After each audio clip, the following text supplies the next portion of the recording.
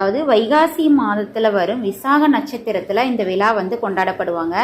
எல்லா முருகன் கோவில்லையும் வைகாசி விசாக பெருவிழா 10 நாளாக கொண்டாடுவாங்க. ரொம்ப சிறப்பாகவே கொண்டாடுவாங்க. முருகப்பெருமானோட அருளை பெறுறதுக்காக வைகாசி விசாகத்தன்று பக்தர்கள் எல்லாரும் பால் குடம் எடுக்கிறது, காவடி எடுத்துகிட்டு வர்றது, பாத யாத்திரையாக வர்றது, நேர்த்திக்கடன் இந்த மாதிரி செய்கிறது உண்டு. ஆனால் முருகப்பெருமானோட அறுபடை வீடு மட்டுமின்றி புகழ்பெற்ற முருகன் கோவில் இருக்கு இல்லையா, அங்கேயும் ஆயிரக்கணக்கான பக்தர்கள் போயிட்டு வழிபடுறது வழக்கமாக இருக்குது. நீங்கள் யாராவது இதுக்கு முன்னாடி வருஷத்தில் வைகாசி விசாகத்தன்னைக்கு முருகன் கோயில் போயிட்டு இந்த மாதிரி ஏதாவது நேர்த்திக்கடன் செஞ்சுருந்தீங்க அப்படின்னா கமெண்ட்டில் சொல்லுங்கள்.